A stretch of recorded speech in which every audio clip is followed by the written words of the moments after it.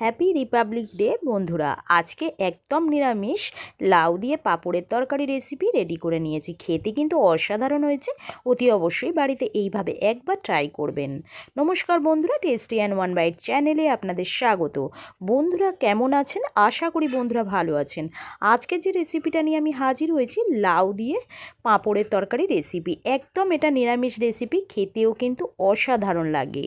যে সকল বন্ধুরা ভিডিওটাকে দেখছেন তাদেরকে অনুরোধ রইল পুরো ভিডিওটা দেখার জন্য। আর যে সকল বন্ধুরা আমার চ্যানেলটিতে নতুন আছেন, এখনও পর্যন্ত আমার চ্যানেলটিতে লাইক এবং সাবস্ক্রাইব করে উঠতে পারেননি, তাদেরকে অনুরোধ রইল যদি ভিডিওটা ভালো লাগে একটি লাইক একটি সাবস্ক্রাইব করে আমার চ্যানেলটির পাশে থাকলে আমি নতুন ভিডিও বানাতে মোটিভেট হব।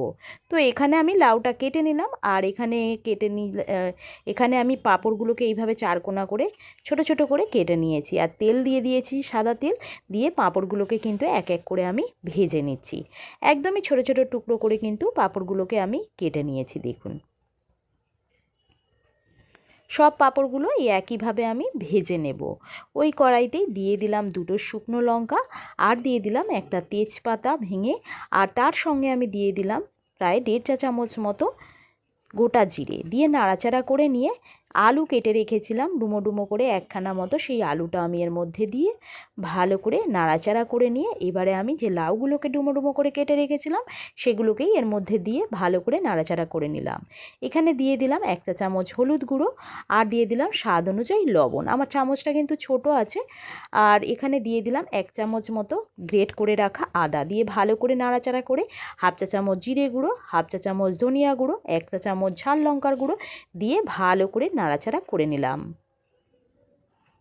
এখানে দিয়ে দিচ্ছি হিংটা প্রায় দিয়ে দিলাম 1/2 চামচ মতো, দিয়ে ভালো করে নাড়াচাড়া করে নিয়ে একদম কষিয়ে নিলাম। তার মধ্যে অল্প জল দিয়ে আবারও কষাতে শুরু করলাম। আর তারপরে আমি দিয়ে দিচ্ছি একটা টমেটোকে হাতের সাহায্যে ম্যাশ করে দিয়ে ভালো করে নাড়াচাড়া করে নিলাম।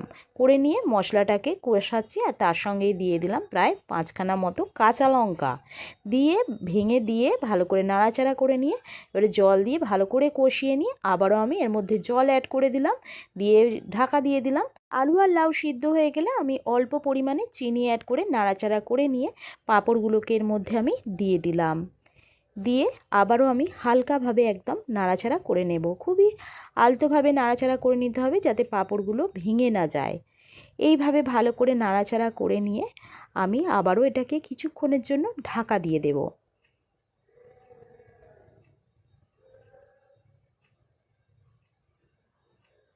ঢাকা দিয়ে দিলাম। এবারে ঢাকনা খুলে নেব।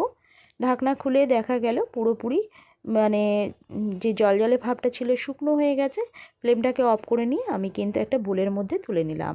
এইভাবে বাড়িতে রেডি করে নেবেন পাঁপড় দিয়ে লাউয়ের তরকারি রেসিপি। খেতে অসাধারণ লাগে। ভিডিওটা ভালো লাগলে একটি লাইক একটি সাবস্ক্রাইব করে চ্যানেলটির পাশে থাকার জন্য অনুরোধ রইল। কমেন্ট করে জানাবেন রেসিপিটা কেমন লাগলো। ভিডিওটাকে বেশি বেশি করে শেয়ার করে দেবেন। তার সঙ্গে বেল আইকনটা প্রেস করে দেবেন। বেল আইকনটা প্রেস করলে সবার আগে নোটিফিকেশন আপনাদের কাছে পৌঁছে যাবে আমি যে নিত্যদিন ভিডিওগুলো ছাড়ি। আমি আবারও একটা নতুন রেসিপি নিয়ে হাজির হব। ততক্ষণ আপনারা সুস্থ থাকবেন, ভালো থাকবেন।